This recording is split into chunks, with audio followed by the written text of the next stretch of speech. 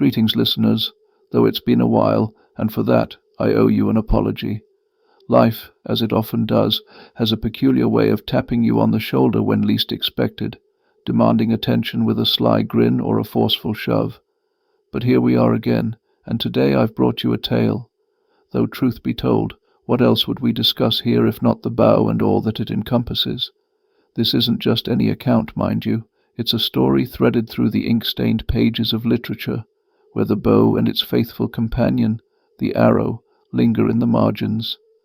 Sometimes they creep softly, their presence whispered, barely a flicker in the shadowy folds of narrative. At other times they burst forth in a thunderous cry, declaring themselves with the audacity of a shaft loosed into the heart of fate itself. Together we'll unfurl these tales, some weathered and ancient, yet somehow eternal, and see what they reveal about writers, poets, and that singular fateful moment when an arrow parts the air and carves a story of its own. So, sit with me a while, won't you? Let this episode be a gateway to the old, undying songs of quills and tongues, of lines both measured and wild. And through it all, let us trace the path of those arrows, bright, fleeting things that pierce not only the targets they seek, but the very soul of human ambition and folly.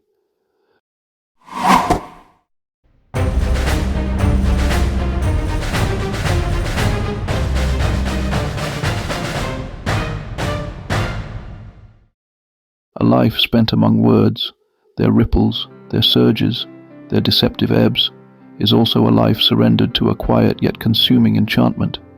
The strangely beautiful paths they carve alternate between the solid ground of reality and the mercurial landscapes uplifted in fantasy. If you too have wandered those shifting trails, you'll know their peculiar allure, a map without boundaries, where each turn is a revelation and each shadow a whispered possibility. For me, an unapologetic bibliophile, there's a weight, both irresistible and inevitable, to the way the bow and its arrows tug at the threads of narrative, weaving themselves through the intricate fabric of human imagination.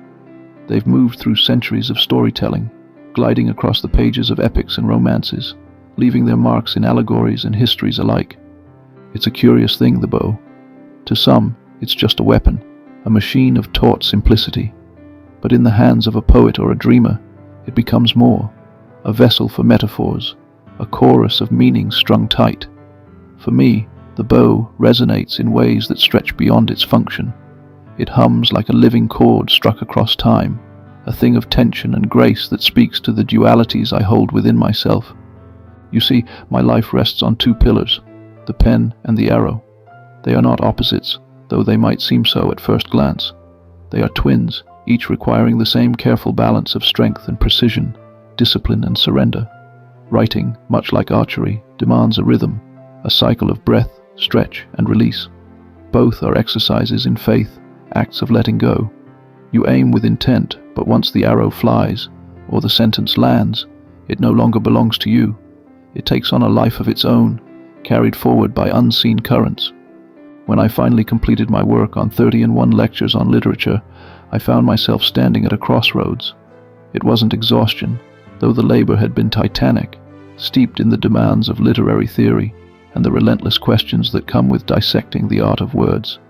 No, it was something gentler, a yearning to step away from the noise of analysis and return to something purer, something timeless.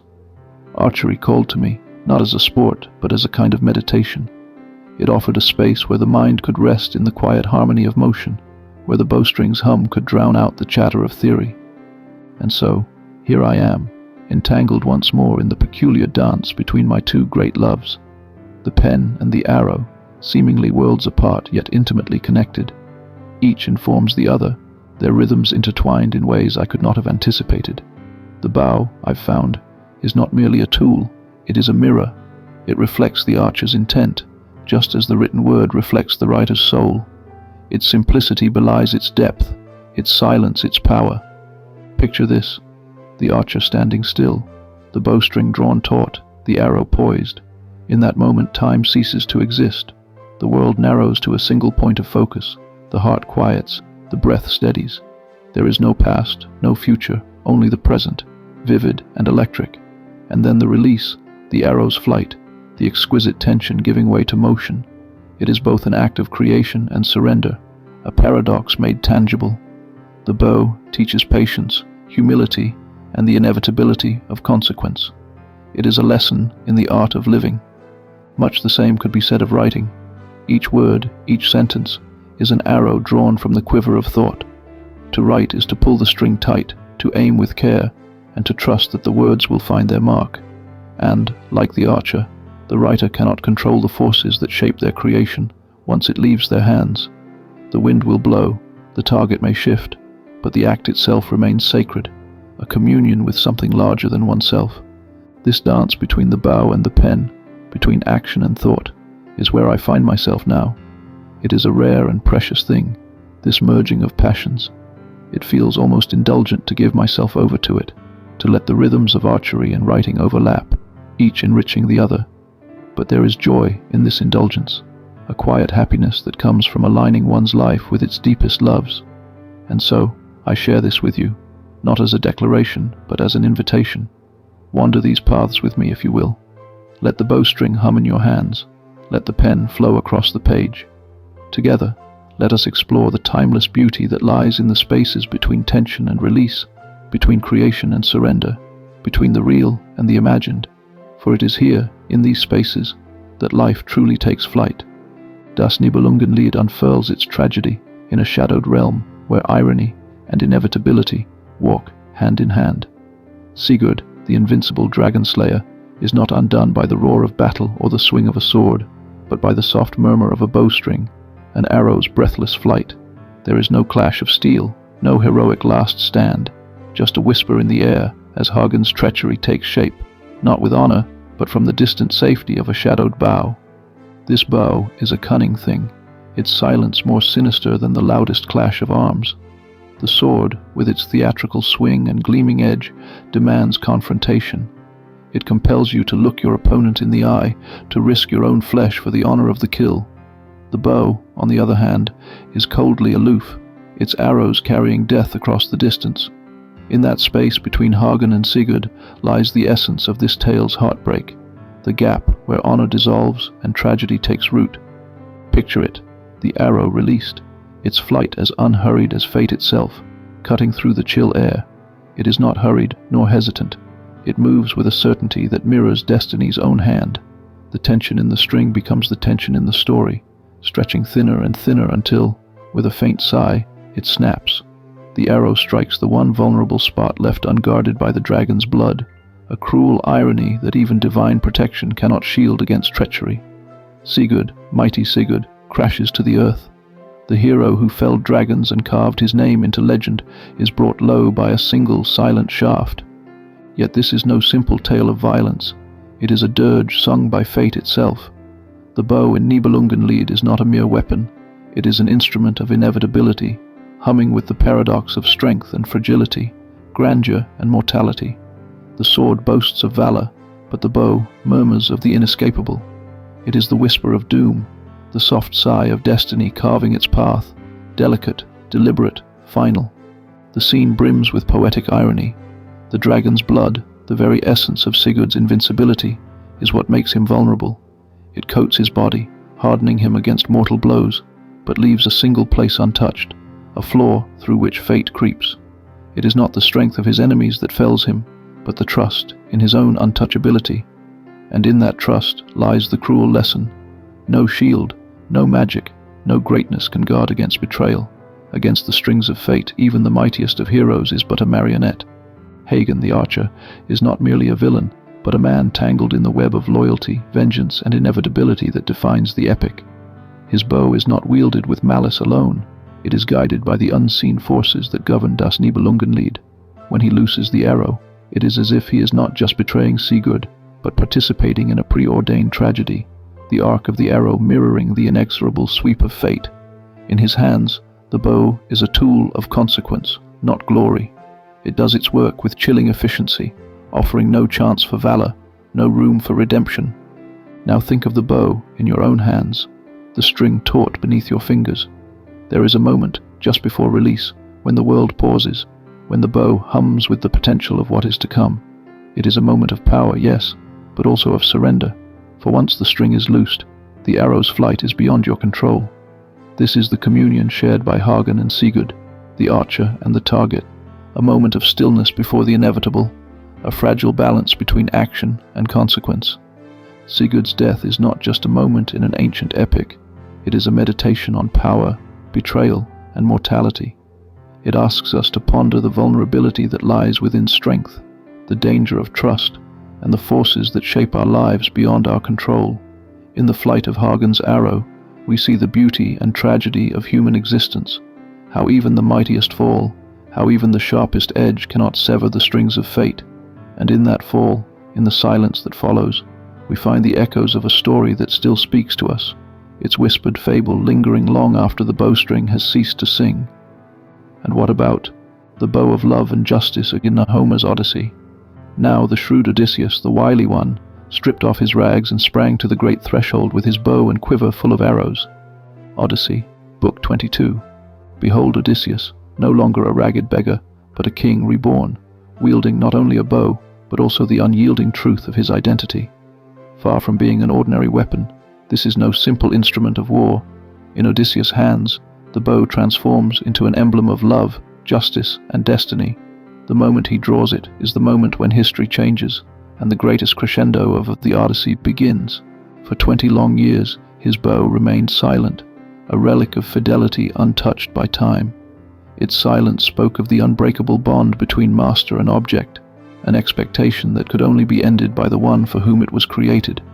Unlike the others, it required strength beyond body and soul. Stretching it meant declaring one's rightful place in this world, asserting one's identity not with words, but with action. And then Penelope, herself a mistress of cunning, wove one last test into her patience. She set forth a challenge as audacious as her husband's travels. The bow had to be strung and the arrow sent through the openings of 12 axes, a task so impossible that it bordered on a divine hoax, yet only one man in the world could meet it. This was no mere test of strength, it was a demand for kinship with the bow, a bond created out of loyalty, memory, and faith. When Odysseus takes the bow in his hand, there is an uncanny inevitability in how he bends it. His weapon seems to remember him, as if the sinews of the string and the curve of the wood are akin to the hands that once held it. It does not resist, it surrenders, a living object recognizing its master. Its power is far from brute force.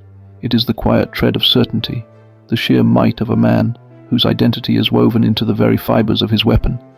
He loses the string, and the act itself becomes a proclamation. No herald and no unfurled banners are needed. The bow speaks for him, singing the truth with each draw of the string. And when he tightens the arrow, when he releases it into the air, it carves a perfect line through the 12 heads of the axe, a feat so precise that it borders on the supernatural. In that moment, the arrow doesn't just reach its target, it strikes at the heart of the story, connecting past and present, love and revenge, strength and grace. Truly though, to me, this moment is more than a display of skill. It is metaphysical poetry. The bow and arrow, so simple in their structure, embody the grandest themes of the epic. Precision, fidelity, and justice. They converge in this one act, where Odysseus' prowess silences the arrogance of the suitors. These men, who saw themselves as rulers in waiting, are now humiliated, and their pretensions reduced to pathetic noise before the undeniable truth of the bow's verdict. But the bow carries more than justice. It carries the burden of love. It is a quiet metaphor for the bond between Odysseus and Penelope, a love strained like a bow's string through 2 decades of separation and suffering. This tension may have snapped under the strain, but it held firm, steady as the flight of an arrow. When Odysseus draws his bow and shoots, it's as if he's saying, "This is who I am. This is who we are." Their love, like the bow, speaks in deeds, not words, and its weight is tested in the sharp moments of reunion and recognition. Yet the bow is also a tool of reckoning. When Odysseus' identity is revealed, it transforms into an instrument of revenge. The suitors who squandered his wealth and dishonored his home become the targets of his righteous fury. Each arrow shot represents more than a physical act, but also a moral judgment. The arrows don't just strike flesh, they pierce through hubris and madness, dispensing justice with unerring precision. The scene is opulent in its ferocity, cleansing the world of chaos through an ancient rhythm of vengeance. The duality of Odysseus's bow is what makes it so remarkable. It is both a weapon and a symbol, a tangible object imbued with immaterial power. The act of stringing it, drawing it, and releasing its force reflects the epic's themes: patience giving way before action, love entwined with revenge, the past shaping the present. The bow unites these opposites in one fluid motion, and its arrow carries the weight of justice and love through time and space. For those who have ever held a bow, the echoes of this ancient story are unmistakable. Pulling the bowstring requires more than strength. It takes focus, a unity of body and mind that seems almost sacred. In that suspended moment before releasing the arrow, one is not just an archer, one is a storyteller, transcribing the air with his arrows, joining the line of seekers who pursued justice and truth through the graceful curve of the bow. Transitioning to the trial of the archer in Gawain's forest, Arthurian legend does not sprawl openly like a sunlit tapestry. Instead, it lingers in the half-light, biding its time, waiting for silence to cast its spell and set the stage. In this dusky realm, we find Sir Gawain and the Green Knight, a tale woven not from the noise of victories or the shimmer of banquet halls, but from a taut, pervasive stillness, one that seeps into the marrow and hums with unease. Gawain's Odyssey is not sung with the clash of swords, but whispered in the unseen tension of a bowstring pulled to its edge. No bow graces his hands, yet its essence trembles in the periphery, as though the forest itself has become an archer, poised and waiting, with its shadows drawn tight like a quiver of secrets. Imagine him, his breath curling like smoke in the biting air, each exhale a small surrender to the cold. The frost-crisped earth protests underfoot, each step heavier than the last, as if the ground conspires to slow him. Above him, unseen hunters wait, their fingers trembling against their bowstrings, not from the chill, but from the peculiar anticipation that comes before release. These woods are no mere backdrop, they are an accomplice. Each tree stands as a sentinel, each snapped twig a signal, each shadow a whispered verdict. Gawain is no hero cutting his way through, he is prey walking willingly into the jaws of fate. The bow, though absent, speaks volumes. It is an instrument not of brutality, but of precision, of faith and patience. You don't force a bow, you coax it. To draw one is to make a quiet pact with inevitability. And isn't Gawain, in his peculiar way, an archer himself? His journey is the drawn string, his courage the arrow nocked and poised. The weight of his vow stretches him thin, trembling against the strain of honor, fear, and an almost reckless resolve. He walks forward, not because he can escape his fate, but because he cannot. His path is already loosed. The connection between the archer and their prey, between the bow and its arrow, mirrors Gawain's bond with destiny. There's no question of chance here. The forest itself seems alive with the rhythm of inevitability, as if the very air hums with unseen strings pulled taut. The hunters, whether figments or flesh, become echoes of Gawain. Every arrow they release mirrors a step he takes. Every missed shot a reminder that some paths cannot be strayed from, some targets cannot be avoided. The hunters don't need to find him. He's already caught in a greater pursuit, one where he is both the archer and the mark. The bow, in its simple elegance, is a reflection of Gawain's chivalric ideals. It demands precision, discipline, and the kind of faith that doesn't ask for reassurance. But it also carries a shadow, an implicit promise that once the string is drawn and the arrow loosed, there is no undoing. This is the cruel symmetry of both the bow and Gawain's code, noble in theory, merciless in practice. To be virtuous is to walk willingly into the jaws of the inevitable, trusting that the arc of your life will find its mark, even if you can't see it. And what of the act itself, the release? That singular suspended moment where time seems to pause, the arrow slicing through air with a silence that hums louder than any battle cry. It's not the strike that matters, but the flight, the grace of the motion, the fragile trust that everything, wind, weight, will align. This is the essence of Gawain's journey. His steps are not the stomps of a conqueror, but the quiet strides of a man who knows his place in the world is not to defy its order, but to see it through, no matter where it leads. Yet the bow carries a darker truth. Its strength lies in its tension. Without the pull of the string, it's just a piece of wood, inert and lifeless. Gawain's trials, his fears, his temptations, They are not burdens. They are the forces that give his story its shape. Without them, he would not be the knight we know, but an empty husk, a figure in armor with no weight behind him. His struggle is what makes him. The bow does not ask for ease, it asks for tension, for the strain that pushes the arrow forward. So too does life. The forest, the hunters, the bow, they are not separate from Gawain's tale, but its very marrow. As he walks through the shadows, we walk beside him, feeling the tug of the string, the breathless moment of flight, the haunting certainty that some paths lead only to one place. And yet, there's beauty in it. The kind of beauty that's hard to name, that lingers in the quiet, in the spaces between action and consequence. Gawain's forest is not just a test of character, it is a mirror held to all who tread the uncertain paths of life. Each step forward is a choice, an arrow loosed into the unknown. We cannot unstring the bow, cannot take back the release. We can only walk forward, trusting that the weight we carry will find its place. And so, in the cold, brittle silence of the woods, Gawain walks. His breath hangs in the air, his steps press onward, and the bowstring hums with the tension of his life. Each choice, each moment of courage, carries him closer to the point of no return. He is not undone by the forest, nor by the hunters, nor even by the bow, but by the simple, unyielding truth that once the arrow is loosed, it cannot be stopped. It flies forward as we all do, carrying with it the weight of everything we are and everything we hope to become.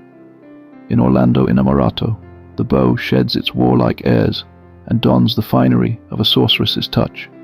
Matteo Maria Boiardo's Falerina does not wield a weapon of bloodshed, but of ensnarement, a marvel of wood and magic that sends shafts tipped not with steel, but with longing itself. Her arrows do not maim the body.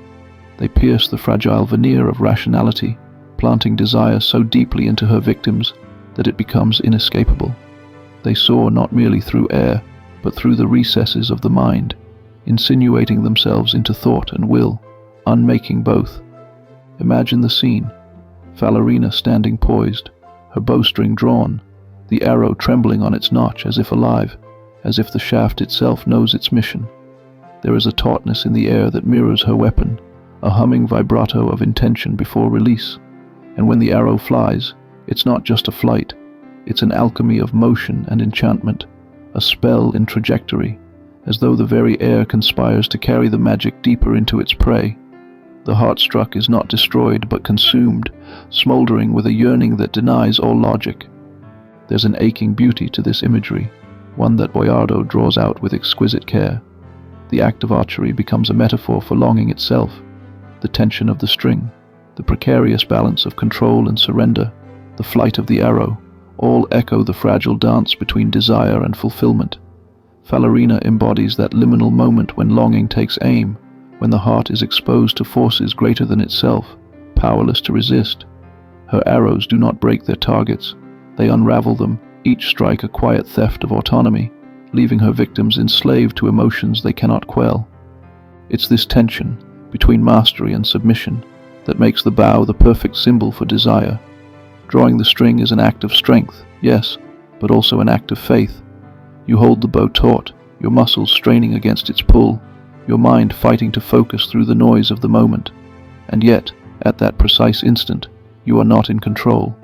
You are at the mercy of the bow's mechanics, its unrelenting physics, its silent demand that you release and let go. In that moment, you are both master and servant, poised at the edge of power and vulnerability. Consider this. The archer becomes the arrow. Your breath slows, your heartbeat quickens, and every nerve hums with the weight of purpose. You are not merely pulling a string, you are balancing on the precipice of action, holding the universe in that fragile space between draw and release. When the arrow flies, it carries not only your strength, but your intent, your longing, your surrender. Falerina's arrows, enchanted as they are, mirror this duality. They are not just instruments of desire, they are manifestations of it, swift and inexorable, their flight as much an act of possession as it is of longing. But desire is never without its shadow, is it? Falerina's arrows do not ask for love, they demand submission. They strip their targets of choice, binding them in chains of yearning they cannot break. Here, the bow becomes something darker, not a tool of beauty, but a harbinger of loss, a reminder of how easily desire can consume. It is the danger that comes with longing, the loss of self, the surrender of agency, the unrelenting pull of something that refuses to let go. And yet, in this danger, there is an undeniable elegance. The bow sings with a kind of tragic beauty, its song resonating in the space between tension and release. To draw it is to stand on the threshold of something larger than yourself, to feel the push and pull of what you hold and what you must let go. The arrow, waiting on its string, embodies this moment, a suspended potential that, once released, carries a piece of you with it. This is Boiardo's genius, to take the simple act of archery and transform it into a language of longing, a poetic expression of the human condition. Falerina's enchanted bow is not merely a weapon, it is a symbol of the dual nature of desire, a force that can both elevate and destroy, that can inspire and ensnare. Her victims, drawn to her like moths to a flame, become testaments to the bittersweet reality of yearning. For desire is not just about wanting, it is about losing yourself in the wanting, about the ache that comes with knowing you may never be free of it. For anyone who has held a bow, this metaphor is more than literary. It is visceral. Pulling the string is an act of tension and focus, a delicate interplay of control and surrender. In that moment, the world narrows to the arrow in your hand and the target before you. And when the arrow flies, it is not just a shot. It is a leap of faith, a testament to the power that drives its flight and the vulnerability that lets it go. Falerina's bow, then, becomes more than a magical artifact. It becomes a reflection of the human soul. It captures the essence of what it means to want, to reach beyond yourself, to be caught in the orbit of something greater than your own will. Her arrows are not just flights of desire, they are mirrors, reflecting the longing and suffering that define us. In their flight, we see ourselves, the hopes we release, the roads we cannot alter, and the effects we cannot escape. In the end, the bow reminds us of a truth both painful and beautiful. To want is to live, and in the act of wanting, in the flight of the arrow, we find not just our yearning, but our humanity. Falerina's bow may be enchanted, but its magic lies in this universal truth, that desire, for all its dangers, is the force that keeps us moving, that gives shape to our lives, that reminds us we are alive. Now, I turn to the bow as allegory. Petrarch and Spenser. I find no peace, and yet I make no war. I fear and hope. I burn and freeze like ice. I fly above the wind, yet cannot rise. And naught I have, and all the world I seize. Petrarch, Sonnet 134. Petrarch's sonnet hums with contradictions, each line a paradox, each paradox an arrow from Cupid's quiver. Love, in his hands, is not a gentle caress, but a piercing shaft that burrows into the soul, embedding itself so deeply that even eternity can't remove it. The bow and its arrow, in Petrarch's world, are not just weapons. They are tools of desire and torment, of creation and destruction, of a kind of sacred violence that reshapes the self. Here, the bow transforms into a metaphor as sharp as the arrows it looses. It is not death that it delivers, but longing, a yearning so potent it renders shields meaningless. To be struck by one of Cupid's arrows is to be undone, to be reassembled in a way that forever aches. Each shaft pierces the heart, but it is the soul that bears the wound, the mind that wrestles with the consequences. This is not the sweetness of a fleeting infatuation. This is love as an eternal scar, a disruption that alters the very architecture of existence. And Petrarch's genius lies in his ability to make these arrows sing. Each sonnet is a shaft, finely crafted and aimed with precision, striking not just at his muse, but at anyone who dares read his words. The contradictions in his verses, the push and pull of desire, the simultaneous burn and freeze of love, echo the tautness of a drawn bow, the exquisite tension of holding something so powerful in balance. Spenser, in contrast, wields the bow as a tool of revelation rather than torment. In the Faerie Queene, the bow is not a weapon of longing, but a symbol of virtue, its arrows aimed not at the heart, but at truth itself. Consider Belphoebe, the huntress of untamed beauty, who is as much a part of her bow as the string or the shaft. Her movements are grace personified, her arrows flying not to wound but to expose. Each shot is a judgment, each target an emblem of imperfection, and her bowstring hums with the tension of moral righteousness. While Petrarch's arrows leave the soul pining in despair, Spenser's strike with the force of clarity. Belphoebe's prey, whether beast or man, is caught not by chance but by design, their flaws laid bare by the precision of her aim. Her bow is not merely an object, it is an extension of her will, a manifestation of the order she embodies. Where Petrarch's bow disrupts, Spenser's restores. The bow, in these two contexts, serves double duty. For Petrarch, it is an emblem of love's chaotic nature, a vehicle for the contradictions that make desire so profoundly human. For Spenser, it is a beacon of order and discipline, a means of cutting through illusion to reveal the truth beneath. Yet, in both, the bow transcends its mechanics, becoming a symbol of humanity's eternal struggle, the tension between our yearning for connection and our pursuit of clarity, our desire to feel and our need to understand. Now, think of the bow itself, stripped of allegory and returned to its simple, tangible form. It is a thing of elegance and precision, demanding as much from the mind as from the body. The archer must find the balance between force and finesse, between the pull of the string and the release of the arrow. In this way, the bow mirrors the act of writing.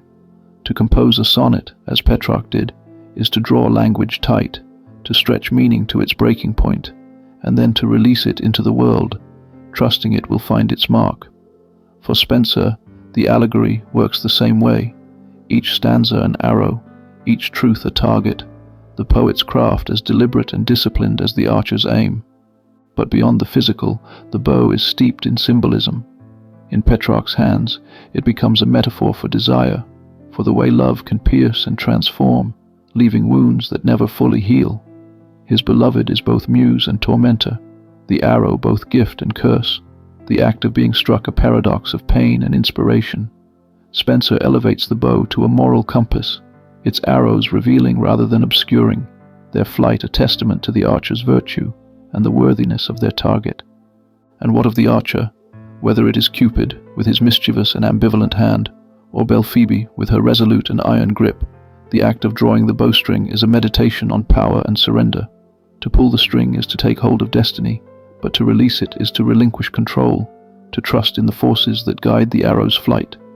This duality of mastery and vulnerability lies at the heart of both Petrarch's and Spenser's works. In love and in life, we are both the archer and the quarry, shaping our fates even as we are shaped by them. For anyone who has stood with a bow in hand, this metaphor resonates deeply. There is a holiness to that moment of tension, when the world narrows to the target before you and the arrow in your grasp. It is a moment of profound faith, faith in your strength, your aim, your purpose. And when the arrow flies, it carries with it not just your will, but a piece of your soul, a fragment of your longing released into the world. The bow, then, becomes more than a weapon or a tool. It becomes a mirror of the human condition. Its tension reflects our own struggles, its release our own moments of surrender. In Petrarch's sonnets and Spenser's allegories, it stands as a timeless symbol of our desires and fears, our triumphs and vulnerabilities. The string is always drawn, the arrow always poised, and we, like the poets before us, must navigate the beauty and burden of what it means to let go. The bow is an ancient paradox, as straightforward as wood and string, yet brimming with meaning far beyond its simple mechanics. It is a tool of survival, a weapon of war, and a symbol of our oldest stories, silent and unassuming, yet thrumming with intention. It has been the companion of warriors, poets and dreamers, standing at the crossroads of practicality and metaphor. In its duality lies its power. The bow is at once a harbinger of destruction and a vessel for beauty, a thing that unites precision with passion, fragility with strength. To draw a bow is to reach back through time, to touch the edges of history and myth. Your fingers curl around the string, and in that moment, you are Odysseus, reclaiming your throne with an arrow as your witness. You are Falerina, loosing magic-tipped shafts that ensnare hearts rather than spill blood. You are Belphoebe, virtue incarnate, every arrow a strike of justice. The bow transforms the mundane into the eternal, connecting the archer to a lineage of seekers who have always balanced the tension between power and surrender. This is the bow's seduction, for both the archer and the storyteller. It is a simple device, wood bent by tension, string held taut, but it carries a complexity that transcends its design. When you draw the string, the world narrows to a single moment, a single aim. Time bends, breath slows, and for a heartbeat, there is only you, the arrow, and the target. Then, the release, a leap of faith, a burst of intent sent into the unknown. The arrow flies, carving a story into the air, unrepeatable, irreversible, and wholly its own. Writers know this feeling well. Every word is an arrow, drawn from the tension of thought, aimed with hope and loosed with conviction. Like the archer, the writer cannot retrieve what has been sent. Each sentence carries the weight of its creation, propelled by intention, but shaped by forces beyond its maker's control. This is the shared truth of the bow and the pen. Both require patience, precision, and trust in what comes after the release. The bow also serves as a bridge between the tangible and the metaphorical, connecting the archer and the writer, the present and the past. It is both practical and poetic, a tool and a symbol. Homer saw this duality when he made Odysseus's bow a testament to his identity and rightful authority. Boiardo turned it into an emblem of desire and enchantment. Petrarch and Spenser gave it further depth, transforming the bow into an allegory for love, mortality, and the human spirit. Across centuries, the bow has thrummed with these layers of meaning, its string resonating with the echoes of human struggle and longing. But the bow's true essence lies in its tension. To pull the string is to harness potential energy, to hold in your hands the power of what could be. It is a moment of exquisite balance, where strength meets vulnerability, control meets release. This tension mirrors the human condition. We are always pulled between wanting and letting go, acting and enduring, holding fast and relinquishing. When the arrow finally flies, it carries more than just force. It carries a piece of the archer, a fragment of will launched into the world. The bow endures because it is more than a weapon. Its practical use may fade, but its symbolism remains potent. For the archer, it is a meditation on focus and control, a way to align body and mind in a single, unbroken act. For the poet and the reader, it is a metaphor that stretches across time, speaking of intention and surrender, effort and faith. It is a quiet reminder that the balance between action and consequence is where meaning resides. And then there is the arrow, its fleeting protagonist, the storyteller's envoy. Once loosed, it cannot return. It is both will and fate, a lesson in the irrevocability of our actions. It reminds us that what we create, what we do, moves beyond us, shaped by our intentions but carried by forces we cannot command. The arrow's flight is both freeing and humbling, a testament to the limits of control and the power of belief. The bow's timelessness lies in its ability to ground us in the moment, while connecting us to something larger. It invites us to feel the weight of intention and the thrill of release, to embrace the balance between precision and uncertainty. Whether you are standing at a shooting line or turning the pages of a book, the bow asks the same of you, to act with care, to release with purpose, and to trust in what follows. So let the bowstring hum, whether in the hands of the archer or the heart of the storyteller. Each draw, each flight, each story carries with it a trace of its maker, a reminder of the beauty and weight of what it means to create. The arrow flies, the story unfolds, and the bow remains, a quiet, enduring witness to the timeless rhythm of tension and release.